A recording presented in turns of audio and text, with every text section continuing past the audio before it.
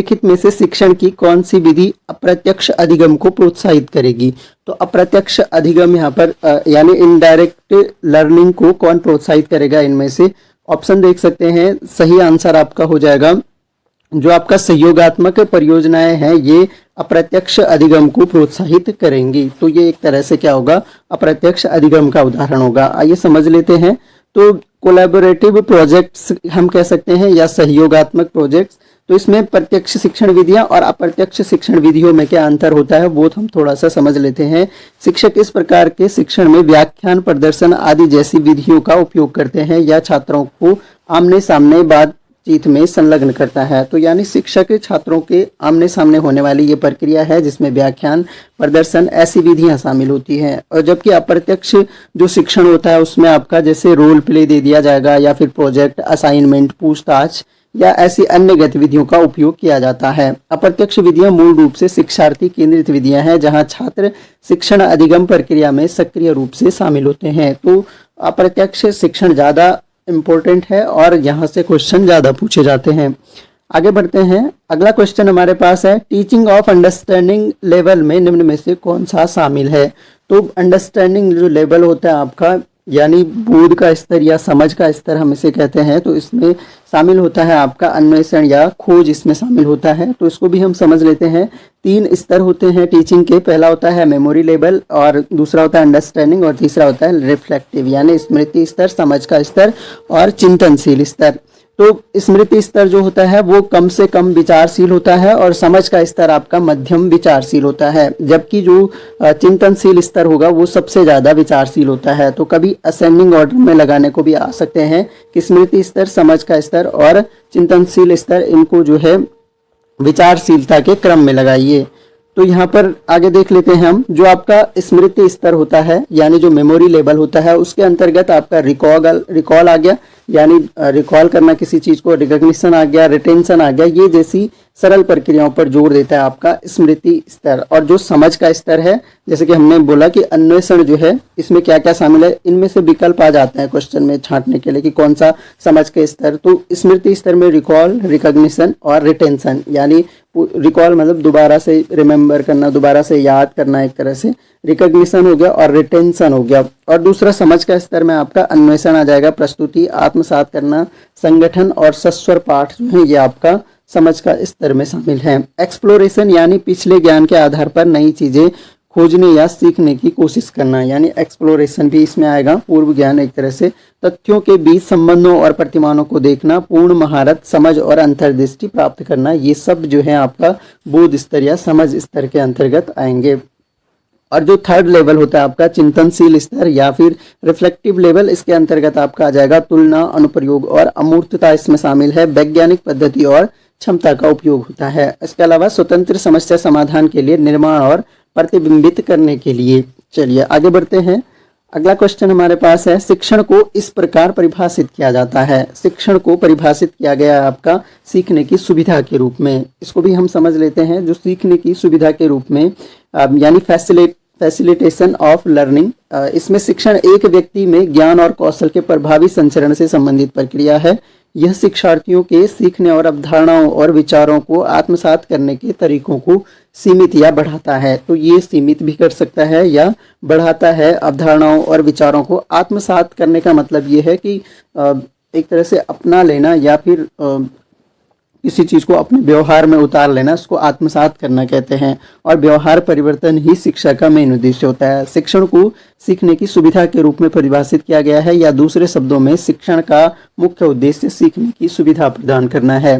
तो इम्पोर्टेंट है क्वेश्चन। तो सीखने की सुविधा प्राप्त करना, इसका प्रदान करना इसका राइट आंसर हो जाएगा। आगे देखिए, इफेक्टिवनेस जो होती है यानी प्रभावशीलता जो होती है शिक्षण की, किसके संदर्भ में आंका जाना चाहिए? कोर्स कितना कवर हुआ है, या छात्रों की रुचि, छात्रों के सीखने के परिणाम, या कक्षा शिक्षण में? सही आंसर आपका हो जाएगा सीखने के जो आउटकम्स होंगे, रिजल्ट्स होंगे, उसके रूप में देखा जाना चाहिए। और ये क्वेश्चन जो है आपका टीचिंग एप्टीट्यूड वाला सेशन जो आपका यूसेट का एग्जाम अभी उत्तराखंड में हुआ था उसमें पूछ लिया गया था। तो यहाँ पर हम समझ लेते हैं सीखने के परिणाम, सही आंसर हो जाएगा। तो अगला क्वेश्चन हमारे पास है, शिक्षण की प्रभावशीलता करने वाले शक्तिशाली कारकों में से एक किससे संबंधित हैं? तो इनमें से किससे संबंधित है? एक तरह से प्रभावशाली कारकों को किससे संबंधित है? तो यहाँ पर देखिए सामाजिक व्यवस्था, आर्थिक व्यवस्था, राजनीतिक व्यवस्था, सही आंसर हो जाएगा आपका शैक्षिक व्यवस्था से संबंधित है। तो सही आंसर आपका इसका शैक्षिक व्यवस्था हो जाएगा। अब कुछ क्वेश्चन यहाँ पर आपको कथन और कारण के रूप में है। जैसे क्वेश्चन है रचनात्मक मूल्यांकन सीखने की गति को तेज करता। तो योग रचनात्मक मूल्यांकन सीखने की गति को तेज करता है, पहला कथन है। और कारण बताया है कि योगात्मक मूल्यांकन की तुलना में रचनात्मक मूल्यांकन अत्यधिक विश्वसनीय है। अब देखिए योगात्मक मूल्यांकन पूरा लास्ट में मूल्यांकन है जिसमें रचनात्मक मूल्यांकन भी शामिल होता है। तो ज़्यादा जो वैल्यूएबल होगा या ज़्यादा विश्वसनीय होगा वो योगात्मक होगा। तो यानी दूसरा कारण जो हमारा वो गलत है, यानी हम बोल सकते हैं A is true and R is false. तो ए सही है और आर इसमें गलत है। तो ये हमारा सही उत्तर हो जाएगा। आगे बढ़ते हैं।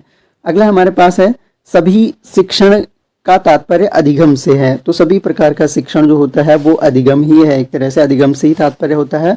उपयोगी होने के लिए सीखना शिक्षण से प्राप्त होना चाहिए। तो उपयोगी होना के लिए यानी ये कह रहा है कि must be derived from teaching. जो सीखना है वो केवल टीचिंग से ही आना चाहिए, नहीं अप्रत्यक्ष रूप से भी हम सीख सकते हैं। केवल प्रत्यक्ष शिक्षण से ही नहीं, अप्रत्यक्ष रूप से भी सीख सकते हैं। तो यहाँ भी आपका कथन ए सही होगा, कारण आर जो है गलत होगा। तो ऑप्शन नंबर 3 इसका सही आंसर हो जाएगा। अगला क्वेश्चन देखते हैं। निम्नलिखित में से कौन सी शिक्षार्थी विशेषताएं शिक्षण को की प्रभावशीलता से अत्यधिक संबंधित है? शिक्षण की प्रभावशीलता से अत्यधिक जो संबंधित है आपका वो है शिक्षार्थी का पूर्व अनुभव। शिक्षार्थी का जो prior experience of the learner होता है वो आपका शिक्षण की प्रभावशीलता से अधिक संबंध होता है। अगर छात्र को किसी विषय का पूर्व अनुभव है तो उससे वो बहुत जल्दी सीख सकता है। अगला क्वेश्चन देखते हैं। फिर से यहाँ पर कथन और कारण दिए गए हैं। तो पहला कथन है आपका सभी शिक्षण के उद्देश्य अधिगम सुनिश्चित करना होना चाहिए। बिल्कुल शिक्षण के उद्देश्य जो है अधिगम यानी सीखने को सुनिश्चित करना ही होना चाहिए। सभी सीखने का परिणाम शिक्षण से होता है। फिर से अब जो सारे आउटकम्स हैं वो टीचिंग से ही आते हैं ऐसा नहीं है, बहुत सारी अप्रत्यक्ष चीज़ें हम बाहर भी सीखते हैं। तो यहाँ भी क्या हो जाएगा, कथन ए सही हो जाएगा, कारण आर यहाँ पर गलत हो जाएगा। आगे देखिए अगला क्वेश्चन है सीखने के उद्देश्यों का अर्थ है। तो सीखने के उद्देश्यों का अर्थ यहाँ पर हम डिटेल में समझेंगे और इसके साथ में आपका जो सीखने के उद्देश्यों से संबंधित थ्योरी है वो भी समझेंगे। तो अनुभव प्राप्त करना, संक्षिप्त परिणाम, शैक्षिक उपलब्धि या इच्छित सीखने के परिणाम। सही आंसर हो जाएगा आपका जो आपका इंटेंडेड लर्निंग आउटकम्स यानी इच्छित सीखने के परिणाम इसका सही उत्तर हो जाएगा। थोड़ा समझ लेते हैं हम। तो जो इंटेंडेंट लर्निंग आउटकम्स हैं या फिर आपके इच्छित सीखने के परिणाम है, एक पाठ्यक्रम पूरा करने के परिणाम स्वरूप एक छात्र क्या कर सकता है इसके बारे में एक सीखने के परिणाम को देखने योग्य और मापने योग्य शब्दों में वर्णित किया गया है। यानी इस कोर्स के बाद छात्र विभिन्न संचार माध्यमों के बीच अंतर को समझने और विभिन्न मीडिया की ताकत सीमाओं को पहचान करने में सक्षम होंगे। तो ये तो क्या है कि एक तरह से सीखने के इच्छित परिणाम एक तरह से ये हैं कि बच्चा जो है बेहतर तरीके से उस चीज़ को सीखे और अलग अलग जो रिसोर्सेज हैं उनके बीच में अंतर करना सीखे और जो आपका अलग अलग मीडिया की ताकत है या उसकी कमियां हैं उसको पहचानने में सक्षम हो जाएंगे। सीखने के परिणाम छात्र केंद्रित होते हैं क्योंकि वे उस ज्ञान और कौशल को ध्यान केंद्रित करते हैं जो छात्र प्रदर्शित कर सकते हैं, इस पर नहीं कि शिक्षक छात्रों को पढ़ाने का क्या लक्ष्य रखता है। तो शिक्षण सीखने के जो परिणाम होते हैं वो चाइल्ड सेंटर्ड होते हैं। इसके अलावा जो अब देखिए ब्लूम्स ने जो उद्देश्यों का संशोधित वर्गीकरण दिया है वो हम यहाँ पर समझने वाले हैं। ब्लूम टैक्सोनॉमी हम ठीक से समझने वाले हैं यहाँ पर, तो थोड़ा सा ध्यान दीजिएगा क्योंकि यहाँ से क्वेश्चन आपका पक्का बनता है। तो ब्लूम की जो संशोधित उद्देश्यों को बदलने के लिए एक ढांचा प्रदान करना। टैक्सोनॉमी इन क्रियाओं या संज्ञानात्मक प्रक्रियाओं को निचले क्रम से उच्च क्रम सोच के कौशल के पैमाने पर व्यवस्थित करती है। तो ब्लूम टैक्सोनॉमी के अकॉर्डिंग हम इसके क्रम हम देखेंगे। ब्लूम के टैक्सोनॉमी के संशोधित संस्करण के अनुसार संज्ञानात्मक सीखने के 6 लेवल हैं। पहला तो यही क्वेश्चन बन जाता है कि ब्लूम टैक्सोनॉमी के अंतर्गत संज्ञानात्मक जो सीखना है उसके कितने लेवल हैं। तो 6 स्तर हैं और 6 स्तर आपका हो गया मेमोरी यानी याद रखना, समझना हो गया, लागू करना हो गया, इम्प्लीमेंटेशन बोल सकते हैं, विश्लेषण एनालाइज करना हो जाएगा, एवेल्यूएशन करना हो गया और बनाना यानी मेक यानी क्रिएट करना, टू क्रिएट करना। ये सारे 6 उद्देश्य आपके 6 स्तर हो गए आपके ब्लूम टैक्सोनॉमी का। ये संशोधित संस्करण है, संज्ञानात्मक सीखने के 6 स्तर हैं। और जो पहला वाला स्तर था उसमें तो 3 ही स्तर बताए थे ना, ज्ञान, बोध और एक तरह से स्मृति स्तर। तो उसमें तो 3 स्तर थे, स्मृति स्तर, अंडरस्टैंडिंग लेवल, जो हमने शुरू में डिस्कस कर लिए। तो अब संज्ञानात्मक सीखना क्या है? संज्ञानात्मक सीखने का मतलब है अनुभव के कारण ज्ञान में परिवर्तन होना। जो अनुभव आप ले रहे हैं उसके कारण ज्ञान में परिवर्तन होना। संज्ञानात्मक अधिगम को व्यावहारिक अधिगम से इस आधार पर अलग किया जा सकता है कि संज्ञानात्मक अधिगम में शिक्षार्थी के ज्ञान में परिवर्तन शामिल है, जबकि व्यवहार अधिगम में शिक्षार्थी के व्यवहार में परिवर्तन शामिल है। तो जो व्यावहारिक अधिगम है उसमें केवल व्यवहार में परिवर्तन होगा, संज्ञानात्मक अधिगम में आपके ज्ञान में परिवर्तन हो जाएगा, यानी जो आपकी पूर्व धारणाएं हैं उनमें कहीं ना कहीं परिवर्तन हो जाएगा। उदाहरण आप देख सकते हैं, छात्रों से अपने अनुभव पर विचार करने के लिए कहना, छात्रों को समस्याओं के नए समाधान खोजने में मदद करना, और जो पढ़ाया जा रहा है उसके बारे में चर्चा को प्रोत्साहित करना, और छात्रों को यह पता लगाने और समझने में मदद करना कि विचार कैसे जुड़े हुए हैं। तो अगर इस तरह से बच्चों को सोचने पर मजबूर किया जाएगा तो वो वहाँ से उनके ज्ञान में परिवर्तन होगा। आगे देखते हैं, और यहाँ पर हम ब्लूम टैक्सोनॉमी को अब देख लेते हैं। ये इसका लेवल है, ये संशोधित वाला है आपका। तो इसमें आपका सबसे पहले रिमेंबर है, निचला लेवल आपका रिमेंबर है, यानी रिमेंबर यानी स्मृति, याद करना, recall fact and basic concept, यानी बेसिक कॉन्सेप्ट को रिपीट करना एक तरह से, मेमोराइज, रिपीट और डिफाइन, डुप्लीकेट, ये सब जो है आपका रिमेंबर में आ जाएगा। दूसरा अंडरस्टैंड, इसमें आपका एक्सप्लेन, आइडिया, और इसमें एक्सप्लेनेशन होता है आइडिया और कॉन्सेप्ट्स का, जैसे classify, describe, discuss, explain, identify, locate, recognise, report, select, translate. तो ये ऑप्शन आपको थोड़ा सा ध्यान रखने होंगे, इसको एक बार ठीक से देख लीजिएगा, अपनी कॉपी में भी बना सकते हैं। अप्लाई हो गया, use information in new situation, यानी जो अपने आपका सीखा हुआ ज्ञान है उसको नई परिस्थिति में आप प्रयोग कर पा रहे हैं। इसमें execute, implement, solve, use, demonstrate यानी प्रदर्शन, इंटरप्रेटेट यानी जैसे कि विश्लेषण हम करते हैं, एपरेट, शेड्यूल एंड स्केच। तो ये सारी चीज़ें आ जाएगी इसमें, स्केच बनाना, शेड्यूल करना, इस तरह से। एनालाइज में आ जाएगा आपका draw connection among ideas.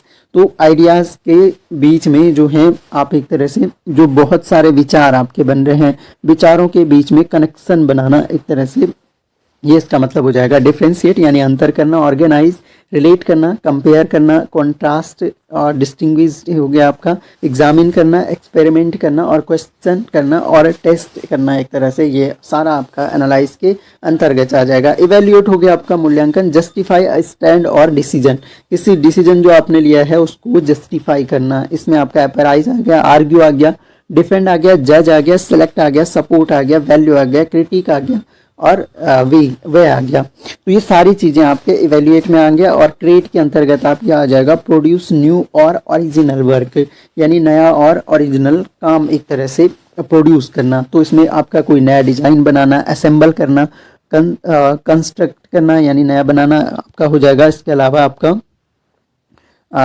Conjecture हो गया, डेवलप यानी नया विकसित करना हो गया, फॉर्मुलेट हो गया, ऑथर हो गया यानी कोई नई रचना लिखना हो गया आपका, इन्वेस्टिगेट यानी खोज करना, शोध करना, ये सारी चीज़ें आपकी क्रिएट के अंतर्गत आ जाएगी। तो ये लेवल है ब्लूम्स के अकॉर्डिंग और यहाँ से क्वेश्चन आपका बन सकता है। तो ये आपको थोड़ा सा ठीक से अंडरस्टैंड कर लेना है। अगला क्वेश्चन है, शिक्षण के किस स्तर पर शिक्षार्थी को अवधारणाओं के सकारात्मक और नकारात्मक उदाहरणों के बीच लंबे समय तक भेदभाव करने का अवसर मिलता है। तो जो सकारात्मक पॉजिटिव एग्जाम्पल होंगे और नेगेटिव एग्जाम्पल होंगे उनके बीच में भेदभाव करने का लंबे समय तक अवसर मिलता है आपका समझ का स्तर में, यानी आपका अंडरस्टैंडिंग लेवल में। तो अंडरस्टैंडिंग लेवल में मिलता है। अंडरस्टैंडिंग लेवल यानी समझ के स्तर पर शिक्षण स्मृति स्तर की तुलना में उच्च गुणवत्ता वाला होता है, ये हम समझते हैं। और मानसिक क्षमताओं की दृष्टि से यह अधिक उपयोगी एवं विचारणीय है। शिक्षण के इस स्तर पर शिक्षार्थी को अवधारणाओं के सकारात्मक और नकारात्मक उदाहरणों के बीच लंबे समय तक भेदभाव करने का अवसर मिलता है। तो ये फैक्ट आपको ध्यान रखने हैं यहाँ से। इसके अलावा अगला क्वेश्चन है, शिक्षण के दौरान एक शिक्षक के बयान जो छात्रों को अपने या दूसरों के उत्तर के बारे में विस्तार से बताने के लिए प्रोत्साहित करते हैं वो कहलाएंगे। तो वो क्या कहेंगे? प्रूविंग कहलाएंगी, एक तरह से जांच वो कहलाएंगी। शिक्षक के बयान जो छात्रों को अपने या दूसरों के उत्तर के बारे में विस्तार से बताने के लिए प्रोत्साहित करते हैं, तो वो हो जाएगा आपका जांच। सही आंसर हो जाएगा प्रूविंग, यानी जांच करना। यह एक शिक्षण कौशल है, इसके बारे में थोड़ा सा जान लेते हैं। शिक्षक छात्र के उत्तर के जवाब में प्रश्न पूछने के लिए संबंधित है। छात्र के प्रारंभिक उत्तर के खिलाफ प्रश्न छात्र को अवधारणा पर विस्तार से प्रोत्साहित करने के लिए प्रोत्साहित करता है और छात्र को विषय के बारे में अधिक विशेषता स्पष्ट करने की आवश्यकता है और यह छात्र की प्रतिक्रिया पर अधिक ध्यान केंद्रित करता है। जांच एक ऐसा उपकरण है जिसका उपयोग प्रतिभागियों को उनके विवरण, स्पष्टीकरण और समृद्ध विवरण जोड़ने में आमंत्रित करने के लिए किया जाता है। तो जांच करना एक तरह से जो छात्र के उत्तर के जवाब में एक तरह से प्रश्न पूछने से संबंधित है। जैसे आपने कुछ भी पढ़ाया और छात्र को उससे रिलेटेड प्रश्न पूछा और प्रश्न का जब वो जवाब दे देता है तो उसके पीछे का रीजन जान लेना या फिर तर्क पूछ लेना उस बच्चे को, तो उसका एक तरह से प्रॉपर क्या हो जाएगी, जांच करना, हम इसे कहेंगे। आगे बढ़ते हैं। व्हाट इज स्वयं। तो स्वयं क्या है? स्वयं ये भी क्वेश्चन आपका यूसेट में पूछ लिया गया था और क्योंकि जो डिजिटल प्लेटफॉर्म है आपके, ऑनलाइन टीचिंग ज़्यादा फेमस हो रही है, तो यहाँ से आपका क्वेश्चन जरूर बन सकता है। तो स्वयं क्या है? एक तरह से एक शिक्षा के सिद्धांतों को प्राप्त करने का एक डिजिटल कार्यक्रम है, गवर्नमेंट का है, इसके बारे में हम जान लेते हैं। तो स्वयं का फुल फॉर्म पूछ लिया गया था यूसेट में, अभी पूछा था, केवल फुल फॉर्म पूछा था। इसके बारे में जान लेना है कि ये एक डिजिटल कार्यक्रम है शिक्षा के सिद्धांतों को प्राप्त करने का। मूक है एक तरह से, मूक का फुल फॉर्म भी ध्यान रखिए, मैसिव ओपन ऑनलाइन कोर्स है और इसका फुल फॉर्म जो है study webs of active learning for young aspiring minds. तो ये ध्यान रखना है।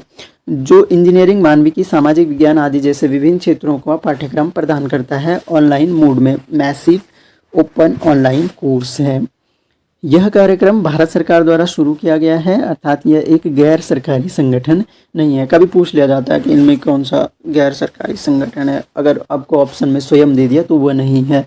और शिक्षा नीति के 3 प्रमुख सिद्धांतों पहुंच, इक्विटी और गुणवत्ता को प्राप्त करने के लिए डिजाइन किया गया है। स्वयं पर होस्ट किए गए कोर्स 4 कंटेंट में है। इसमें आपका वीडियो व्याख्यान आ जाएगा, आपका विशेष रूप से तैयार की गई पठन सामग्री जिसे डाउनलोड किया जा सकता है या मुद्रित यानी प्रिंट किया जा सकता है। इसके अलावा परीक्षण और प्रश्नोत्तरी के माध्यम से स्वमूल्यांकन परीक्षण आपका आ जाएगा और शंकाओं को दूर करने के लिए एक ऑनलाइन चर्चा मंच यहाँ पर मिल जाता है। तो स्वयं एक ऑनलाइन प्लेटफॉर्म है जो कि शिक्षा के सिद्धांतों को प्राप्त करने के लिए बनाया गया है। इस स्तर में शिक्षण में निचले स्तर के सीखने के परिणामों पर ध्यान केंद्रित किया जाता है। तो निचले स्तर में सीखने के परिणामों पर ध्यान केंद्रित किया जाता है आपका, ये लास्ट क्वेश्चन है हमारा। तो ध्यान केंद्रित किया जाता है आपका मेमोरी लेवल पर, आपका स्मृति स्तर पर। तो थोड़ा सा देख लेते हैं। मेमोरी लेवल यानी इस स्तर को, शिक्षण का निम्नतम स्तर, सबसे निम्नतम आपका मेमोरी लेवल ही होगा। फिर अंडरस्टैंडिंग लेवल होगा, सोचने की क्षमता की कोई भूमिका इसमें नहीं निभाती है। तो मेमोरी स्तर हमारा। सबसे पहला प्रश्न हमारे पास है, सूची मैच करवानी है, मैच करवाने हैं, एक लिस्ट फर्स्ट को लिस्ट सेकंड से मैच करवाना है आपको।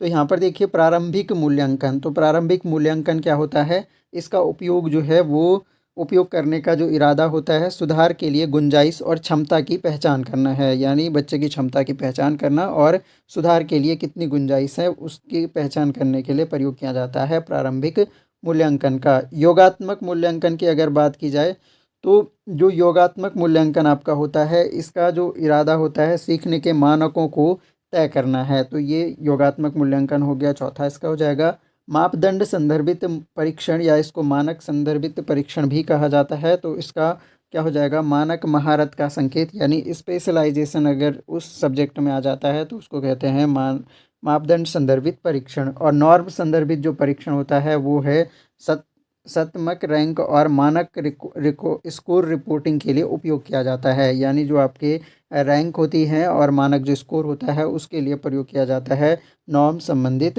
मूल्यांकन। तो यानी ऑप्शन नंबर 1 इसका सही आंसर हो जाएगा। चलिए अगले क्वेश्चन की तरफ बढ़ते हैं। अगला क्वेश्चन हमारे पास है, which one of the following is related to summative evaluation, यानी योगात्मक मूल्यांकन से कौन सा संबंधित है? तो योगात्मक मूल्यांकन जो होता है ये हमेशा सत्र के अंत में होता है, सेशन के एंड में। खासकर सिंपल सा आप ध्यान रख सकते हैं, जो आपका एनुअल एग्जाम्स होते हैं वही आपके समेटिव असेसमेंट होते हैं या इवेल्यूएशन होते हैं। तो यानी सही आंसर आपका हो जाएगा सत्र के अंत में शिक्षार्थी के प्रदर्शन का अंतिम मूल्यांकन आपका योगात्मक मूल्यांकन कहलाता है। तो ऑप्शन नंबर डी यहाँ पर करेक्ट आंसर हो जाएगा। तो आगे बढ़ते हैं।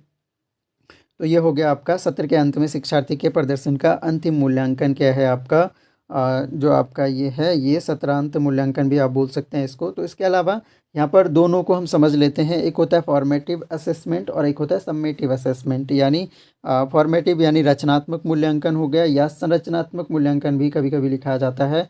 तो इस मूल्यांकन के दौरान क्या होता है, निर्देश के दौरान मूल्यांकन, तत्काल मूल्यांकन या निर्देश या चल रहे कार्यक्रम के दौरान प्रतिक्रिया, यानी जो सतत है एक तरह से, और प्रत्येक टॉपिक के बाद जो बच्चे का मूल्यांकन किया जाता है वो संरचनात्मक या रचनात्मक मूल्यांकन कहलाता है। जैसे उदाहरण के लिए, एक कक्षा में एक शिक्षण के दौरान शिक्षक प्रश्न पूछते हैं, शिक्षक सहकर्मी समूहों के बीच चर्चा करने के लिए कहता है, या शिक्षक शिक्षण के दौरान छात्रों से प्रतिक्रिया प्राप्त करता है। ये सब क्या हो जाएंगे, रचनात्मक मूल्यांकन के ही उदाहरण हो जाएंगे। इसके अलावा योगात्मक मूल्यांकन की अगर बात की जाए तो निर्देश के बाद मूल्यांकन, यानी कक्षा के सत्र के पूरा होने के बाद जो मूल्यांकन होता है उसे योगात्मक मूल्यांकन कहते हैं। उदाहरण के लिए, एक कक्षा के पूरा होने के बाद शिक्षक पूरी कक्षा के अपने सीखने का आकलन करने के लिए छात्रों को प्रश्न देता है, छात्र कक्षा के बाद प्रतिक्रिया देते हैं, तो इसे योगात्मक मूल्यांकन कहेंगे। तो ये दोनों ही बात आपको ध्यान रखनी है।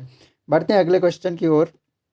तो अगला, अच्छा, it should be noted that, तो ये भी आपको ध्यान रखने हैं। यहाँ से आपको क्या ध्यान रखने हैं पॉइंट, कि सत्र के अंत में योगात्मक मूल्यांकन होता है। इसमें संपूर्ण सामग्री क्षेत्रों को शामिल किया जाता है। यह सत्र के अंत में संपूर्ण शिक्षार्थी के प्रदर्शन का आकलन करता है। यानी जो सत्र का अंत होता है उस दौरान जो मूल्यांकन होगा वो भी आपका क्या होगा, योगात्मक मूल्यांकन होगा। और योगात्मक मूल्यांकन किसी व्यक्ति के संपूर्ण प्रदर्शन के बारे में बताता है। तो ओवरऑल उसकी जो परफॉर्मेंस है वो कौन बताता है, योगात्मक मूल्यांकन बताता है। और इसके अलावा ध्यान दें कि जो असेसमेंट फॉर लर्निंग है वो ड्यूरिंग इंस्ट्रक्शन, यानी निर्देश के दौरान, पढ़ाने के दौरान मान लीजिए, तो उस दौरान जो जो भी असेसमेंट हो रहा है या जो आकलन किया जा रहा है वो क्या कहलाता है, सीखने के लिए आकलन। इसके अलावा सीखने का आकलन, जो कि निर्देश के बाद यानी पढ़ाने के बाद जो आपने इंस्ट्रक्शन दिए, सिखाया, उसके बाद वो कितना सीखे हैं, वो आपका असेसमेंट ऑफ लर्निंग हो जाएगा। तो assessment for learning, assessment of learning और असेसमेंट एज लर्निंग, तीन अलग अलग कॉन्सेप्ट हैं, तीनों के मीनिंग अलग अलग हैं। तो सीखने का आकलन, निर्देश के बाद जो आकलन होता है वो सीखने का आकलन हो गया। और छात्रों में आत्म मूल्यांकन यानी स्व मूल्यांकन, वो सीखने के रूप में आकलन है, यानी असेसमेंट एज लर्निंग है। तो तीनों शब्दों में अंतर आपको पता होना चाहिए, यहाँ से क्वेश्चन आपका जरूर पूछा जाता है। चलिए आगे बढ़ते हैं। अगला क्वेश्चन है हमारे पास, निम्नलिखित में से कौन सा उपकरण रचनात्मक मूल्यांकन के लिए उपयुक्त नहीं लगता है। तो यहाँ पर बताना है कि इनमें से कौन सा जो उपकरण है वो रचनात्मक यानी आपके जो आपका फॉर्मेटिव असेसमेंट है इसके लिए कौन सा उपयुक्त नहीं है। तो अभी हमने डिस्कस किया था कि जो रचनात्मक मूल्यांकन होता है उसमें प्रश्नोत्तरी हो सकती है, समूह चर्चा हो सकती है, बातचीत हो सकती है। तो उपयुक्त नहीं है इनमें से मानक संदर्भित परीक्षण। तो ऑप्शन नंबर बी इसका करेक्ट आंसर हो जाएगा। तो देख लेते हैं, ऑप्शन नंबर बी आपका करेक्ट आंसर हो जाएगा। और जैसे कि हमने कहा कि जो फॉर्मेटिव असेसमेंट है, रचनात्मक मूल्यांकन है, एक प्रकार का मूल्यांकन है जो सीखने और सिखाने की प्रक्रिया के दौरान बच्चे की प्रगति की निगरानी करने के लिए संदर्भित करता है। यानी निरंतर निगरानी, पढ़ाने के दौरान बीच बीच में आप क्वेश्चन कर रहे हो, एक रचनात्मक मूल्यांकन है। तो इसमें प्रश्नोत्तरी, समूह चर्चा, बातचीत, पोर्टफोलियो, रेटिंग स्केल, उपाख्यानात्मक रिकॉर्ड आदि रचनात्मक मूल्यांकन के लिए उपयुक्त उपकरण हैं। तो ये सारे उपकरण हैं। तो वहाँ पर हमारा ऑप्शन जो है मानक संदर्भित मूल्यांकन जो है वो रचनात्मक मूल्यांकन का उपकरण नहीं होता है। चलिए आगे बढ़ते हैं। अगला क्वेश्चन है हमारे पास, एक शिक्षक अपने विद्यार्थियों से किसी विषय की उनकी समझ को दर्शाने के लिए एक अवधारणा मानचित्र बनाने के लिए कहता है। क्या कहता है कि ड्रॉ अ कॉन्सेप्ट मैप। तो कॉन्सेप्ट मैप बनाने के लिए अगर शिक्षार्थी बच्चे को कहता है तो इनमें से वो क्या कर रहा है, वह छात्रों की स्मृति जॉगिंग कर रहा है, रचनात्मक मूल्यांकन कर रहा है, मुख्य बिंदुओं को संक्षेप में प्रस्तुत करने के लिए छात्रों की क्षमता का परीक्षण कर रहा है, या छात्रों की उपलब्धि का मूल्यांकन करने के लिए एक रूब्रिक विकसित करने का प्रयास कर रहा है। तो यहाँ पर आपको बताना है, सही आंसर इसका हो जाएगा आपका कंडक्टिंग फॉर्मेटिव असेसमेंट, यानी वो क्या कर रहा है, रचनात्मक मूल्यांकन कर रहा है। क्योंकि क्लास के दौरान ही वो क्या कह रहा है कि कॉन्सेप्ट मैप एक बनाइए, जो आपने सीखा है उसके आधार पर एक कॉन्सेप्ट मैप बनाइए।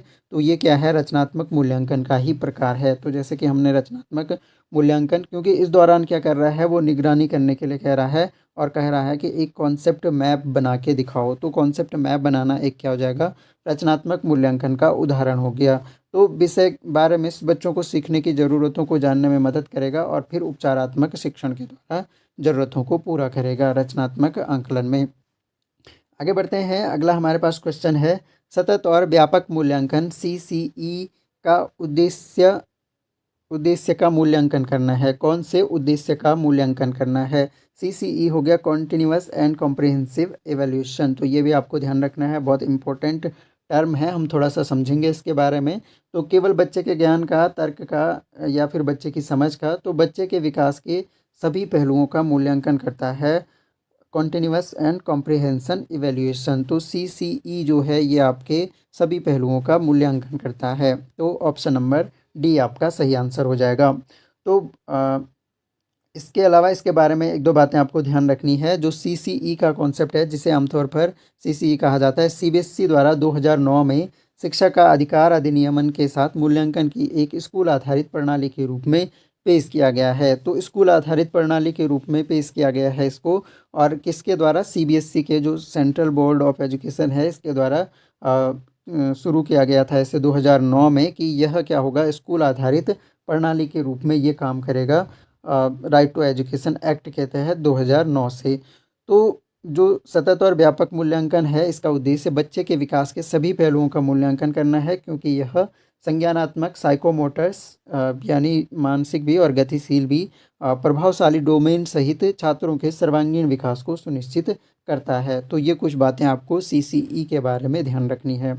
अगला क्वेश्चन हम देखते हैं, which of the following attributes denote great strength of a teacher. तो इनमें से कौन से पॉइंट हैं जो शिक्षक की एक तरह से स्ट्रेंथ या योग्यता को दर्शाता है? तो हिंदी में देख लेते हैं, निम्नलिखित में से कौन सा गुण शिक्षक की महान शक्तियों को दर्शाता है? तो यहाँ पर देखिए, संस्थागत प्रबंधन में पूर्णकालिक सक्रिय भागीदारी। तो ये शिक्षक का गुण नहीं है, ये तो आपके 4th क्लास का भी गुण हो सकता है कि जो संस्थागत कार्यक्रम है उनमें सक्रिय भागीदारी वो निभाए। तो ये शिक्षक, उदाहरण स्थापित करना बिल्कुल सही है, परीक्षण के लिए मान्यताओं को रखने की इच्छा, ये भी सही है, और गलतियों को स्वीकार करना, अपनी गलतियों को स्वीकार करना, यानी सही आंसर आपका हो जाएगा ऑप्शन नंबर 2, बी, सी और डी इसका सही आंसर हो जाएगा। तो आइए देख लेते हैं, बी, सी और डी इसका सही आंसर है।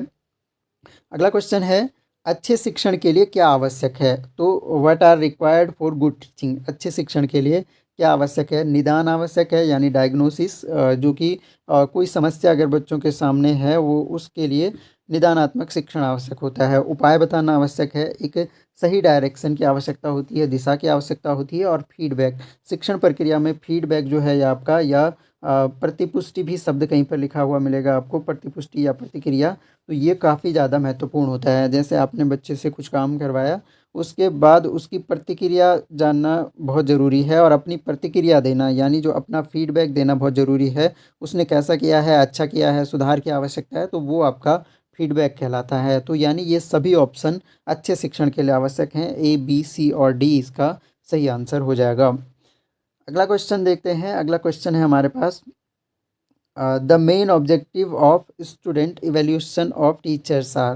तो यानी जो स्टूडेंट इवेल्यूएट करते हैं टीचर्स को, उसके मेन ऑब्जेक्टिव्स क्या होंगे? तो यहाँ पर देख लेते हैं, शिक्षकों के छात्र मूल्यांकन के मुख्य उद्देश्य हैं।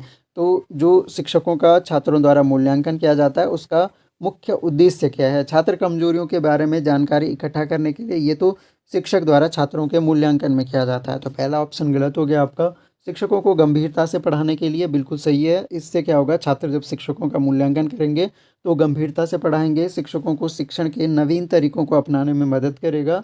शिक्षक लक्षणों में और सुधार के क्षेत्रों की पहचान करने के लिए, तो शिक्षक लक्षण और उसमें सुधार के क्षेत्रों की पहचान ही करेगा। तो ऑप्शन नंबर 2 इसका, बी, सी और डी इसका भी सही आंसर हो जाएगा। चलिए तो आगे बढ़ते हैं। अगला क्वेश्चन है हमारे पास, एक शिक्षक के रूप में कक्षा में अपनी प्रभावी उपस्थिति सुनिश्चित करने के लिए सर्वोत्तम विकल्प का चयन करें। तो एक शिक्षक के रूप में कक्षा में आपकी जो है एक तरफ से अफेक्टिव जो प्रेजेंस है, यानी जो आपकी प्रभावी उपस्थिति है, वो सुनिश्चित करने के लिए आपको क्या करना चाहिए? पीयर कमांड का प्रयोग करना चाहिए, पीयर कमांड का प्रयोग, या आक्रामक बयान देना, दोनों ही गलत ऑप्शन है। सुस्थापित मुद्रा को अपनाना चाहिए, सत्तावादी नहीं होना चाहिए शिक्षक को, सुस्थापित मुद्रा को अपनाना चाहिए, यानी adoption of well establish posture, यानी जो आपकी मुद्रा है, कक्षा में खड़े होने की मुद्रा, बोलने की मुद्रा, या फिर किसी भी बिंदु पर रिएक्ट करने की, व्याख्यान करने की, तो वह आपकी एक सुस्थापित मुद्रा होनी चाहिए। उससे आपकी प्रभावी उपस्थिति झलकेगी कक्षा में। तो ऑप्शन नंबर C3 वाला आपका सही आंसर हो जाएगा। तो all adoption of well establish posture, तो अच्छी एक तरह से पोजीशन बोल सकते हैं, या फिर अच्छी मुद्रा में आपके खड़े होने की मुद्रा, बोलने की मुद्रा, या जो भी आप एक्टिविटीज़ कक्षा में कर रहे हैं उसकी मुद्रा आपके लिए बहुत ज़्यादा इम्पोर्टेंट होने वाली हैं। तो ये कुछ हमने very very important MCQ discuss किए, जो कि आपके आने वाली LT लेक्चरर की भर्ती के लिए इम्पोर्टेंट होंगे।